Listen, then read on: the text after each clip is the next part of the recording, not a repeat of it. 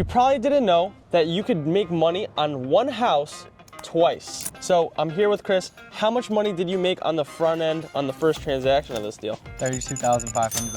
$32,500. Most people work like 4 months out of the year to get that amount of money, you'd say? Yeah. Some people a full year. Yeah. All right, so we're gonna see how you did it in how long? In what, 2 months, 3 months? 2 the whole months? process or just acquiring? Yeah, just acquiring the deal, like finding it, like Oh yeah, just a few weeks. few weeks. Yeah. So you spent a few weeks, you found the deal. Where at? Where did you find it? Someone brought it to me, someone from social media. So they Social saw my media. content, they reached out, set the appointment because they knew the seller, got him signed that day. Yeah, so someone like you spent time, connected with Chris. Where are we at right now? We're in Norfolk, Virginia. Norfolk, Virginia. So if you have any deals out here, he can definitely Yes, sir. help figure it out. 100%. So let's take a look at the house and see more about the story and find out. Let's do it.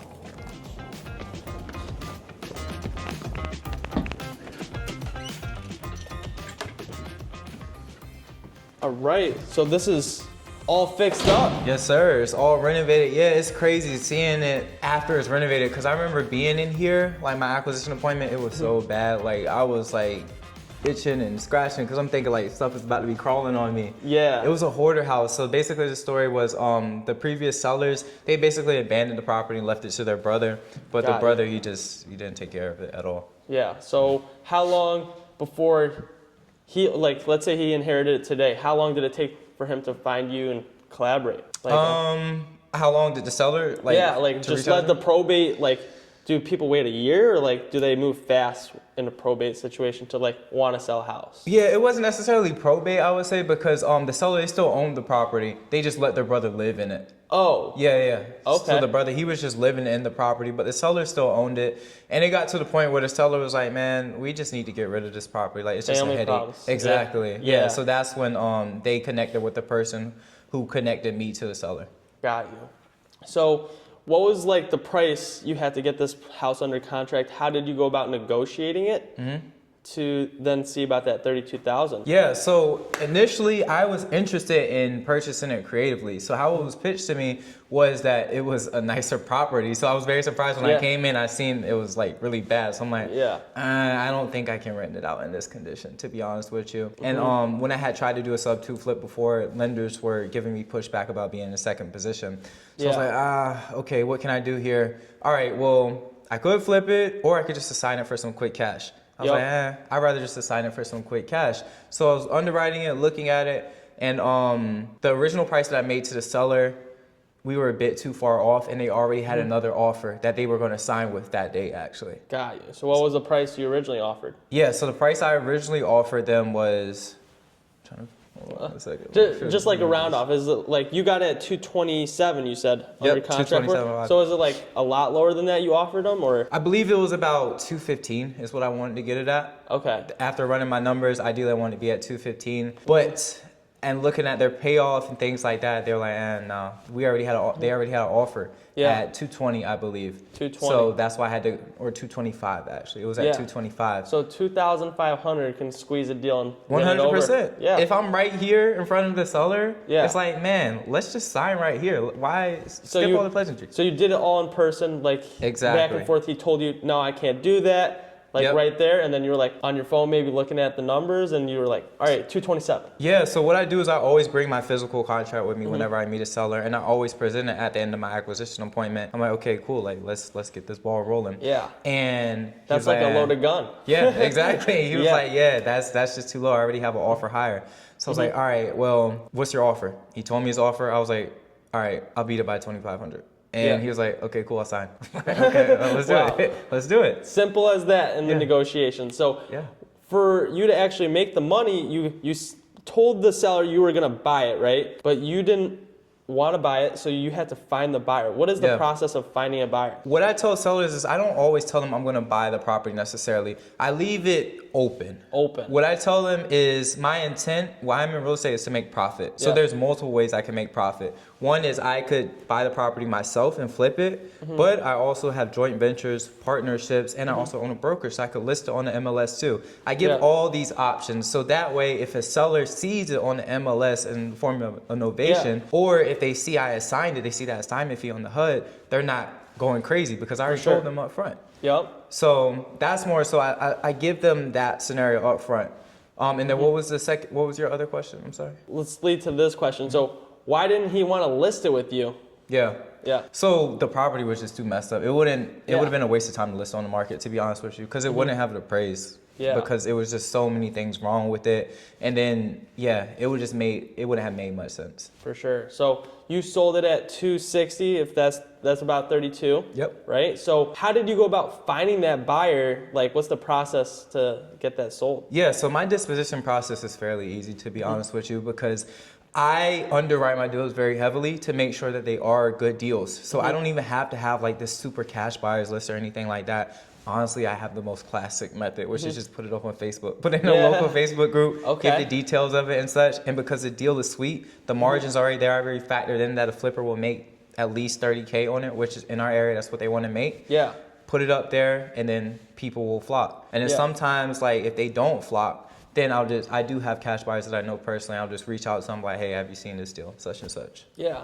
So he had to put like maybe how much money into this house? Around 50 to 60K, I'll say. 50, 60K. So he bought it for 260, 50 or 60K.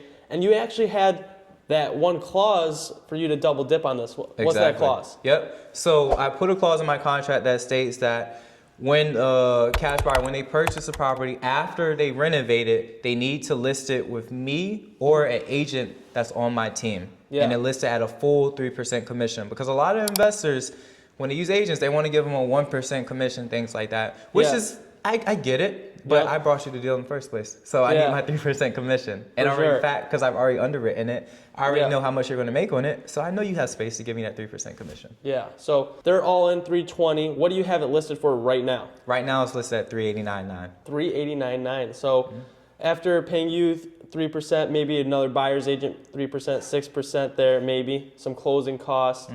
That could be like around 30, 40K in profit for them. Yeah, yeah. Did they pay cash or hard money? What did they do? I believe they purchased this one with cash because one of the buyers actually has a hard money lending company. Okay. But I believe they did purchase this one with cash. Cool. So that kind of eliminates some of their holding costs and things like that. So more profit on it. So it took you a couple weeks to find the deal. You got the contract signed. Then like how long once you found the buyer, did it take like one day to find that buyer or a week or? It's funny because I wasn't even in the country and it's really? Like I got this contract signed and then I was like leaving out like 2 days later and then like I didn't really do anything with it and I was like, oh snap, because I was in Turkey. And I was like, okay, I need to like do something with this because I was like, I know the deal's gonna sell though, so I wasn't tripping too much. But all I did was just post on Facebook and I reached out to a few people that I knew personally, and then one of them was like, yo, I need to buy this, like name your price. Yeah. And I actually had it at 280. He was willing to buy it at 280, which is 20K more. But I felt like I overpriced it a bit, and me and that cash buyer who purchased, we actually have a great relationship. Okay. So I was like, so you've done business with him before? Yeah, we've done a bunch of deals before. Okay, yeah. Awesome. He's also one of the partners in the brokerage that I own too. So, nice. Yeah. So we got a great personal relationship. So I'm like, man, like I'm fine. Like I don't need to make, even though I've been a 50K plus assignment fee, I'm like, honestly, take the 260, it's fine. Yeah. So what's your brokerage name? The brokerage is First Class Real Estate Equity Group. Okay. So as far as the broker goes, we kind of have like a hired broker, I'll say, but there's a few partners in the brokerage. So it's me, my partner Gio Paradise, and then my partner Ranjiv Giolani. Okay. So in the 7 cities, you can recruit a lot of realtors who want to do business with you. How many realtors do you have now on your team? Yeah, so on my team, so Assets Real Estate team is a team that's under the brokerage. So I love promoting assets.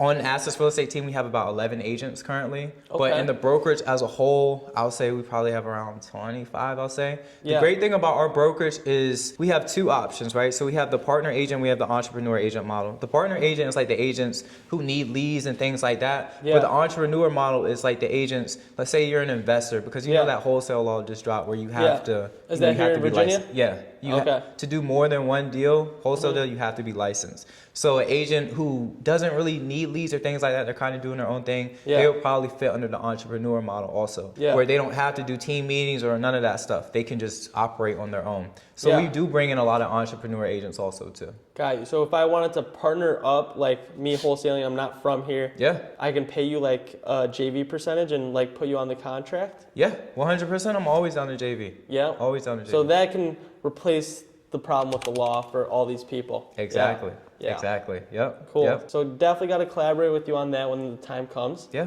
And so how long you been in real estate and how do you get to this point in your career? Yeah, so I've been in real estate for almost 6 years now. I started literally like the day before the world shut down because of COVID. March of 2020. Obviously, I had no idea the world was going to shut down.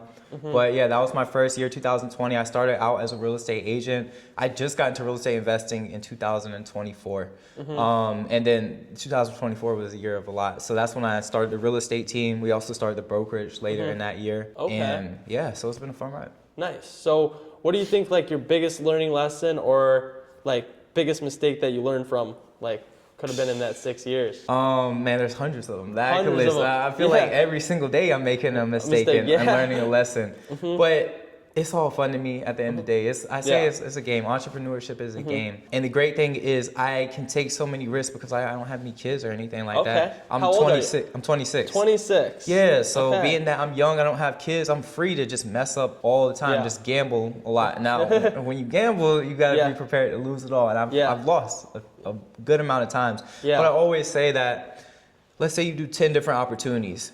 8 of them will likely be losses. But if you have 2 wins, those 2 wins will replace anything that you lost from those losses. Yeah. So, I mean, the biggest mistake that I would say that I made was, my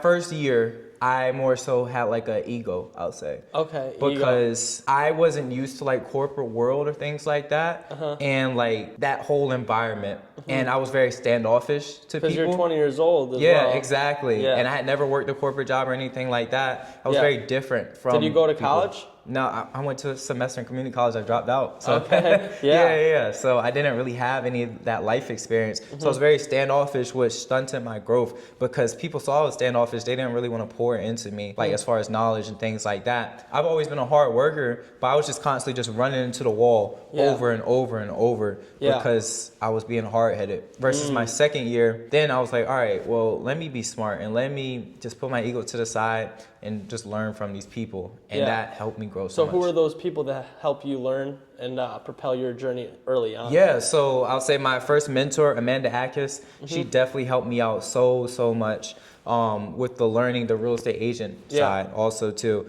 Cool. My sales manager at the time, Hannah Forsberg, she built a lot in me, like really taught me discipline when it came to real estate. My first brokers, Lonnie Bush and Heather Bush, they poured a lot into me also. They took a chance on a 20-year-old kid with no real estate experience. Yeah. And then, like I mentioned, Gio Paradise, he poured into me when it came to investing. And because when I linked up with him, I was just a buyer's agent. I wasn't even a listing agent. All I knew was how to help like buyers and things like that. But he was like, nah, bro, you're going to start working listings and you're going to start learning about investing. I was like, I don't want to do that. He said, you're going to do it anyways. Trust me. Just trust me. And I trusted him, and man, we're making money together now. So it's great. Yeah. I don't know the exact line, but my dad like clowns on buyer's agents pretty much. Like you're running around in circles, and he just says like listing agents last in the business. Yes, pretty much. 100%. Because leverage, listings create leverage. So for example, like I mentioned, like with this house, even though it was wholesale and I assigned it, I wasn't here at all for it. But it's the same thing with listings. Like I can have 10 listings and I don't have to be physically present. Versus if I have 10 buyer clients, I have to drive them all around to all the locations that they want. If you have 10 clients, bro, you're gonna be driving around all day, every day. 100%. So you made that transition at like 21, 22 for investing. Like what point in your journey was that? Yeah, so investing my 4th year in real estate. 4th year. Yep. And it's crazy, man, because I should have been did it, but I was scared. And I was scared because I couldn't figure out rehab numbers to save my life. I just could not understand it. And I read the books, I went to the conferences, I watched the YouTube videos, I did all of that, and I just couldn't understand rehab numbers. And I was just giving up deals. Like deals would just fall in my lap, and I was just giving them to people. But while I was giving them to people, I was also learning. I was like, all right, I don't even even need to get paid from this deal. Just let me watch how this thing happens so I can like know how to do it when my time comes. Like they showed you like the full flip, like and everything? Yeah. Basically the whole process, whether it was flips, whether it was creative finance, whatever it was, they showed me like the whole process and how things were done. So it got to the point where I'm like, man, this is crazy. I'm just fumbling bags. So let me just do it and I'm gonna just fail forward. And my first flip, bro, my original rehab budget was $45K. Based on, remember I struggled with rehab numbers. Guess how much I spent on rehab? 80. 90. 90. So I literally doubled my original budget. Yeah. But I still made good money on the deal. Oh, wow. So how'd you make money on that still? You must have had a lot of breathing room. I had a lot of margin. I purchased it creatively, so that helped. And I also kind of structured it like I gave her a balloon because she did want an entry fee. Yeah. Like she wanted a seller payment. So my thoughts was, all right, I'll give you like, I think it was like 5,000 or something up front, like something little. But I'll give you a balloon payment in 6 months. So that helped me out a lot also too. But there was such a large spread in there, honestly. So that's how I was able to profit well on the deal, even though I went double. Because originally I was gonna make a 6-figure profit on it. But I didn't, of course, because my rehab budget went way over. 6-figure profit turned into maybe 50? Yeah, it was in that 50 to 60 range, I believe. That's still really good as well. Thank you. I appreciate that. So I did my first flip and I think I made like 40. Okay, that's solid. That's solid. Bro, making money is great. There's a lot of people who, like one of my partners who's a multi-millionaire now, he lost money on his first flip.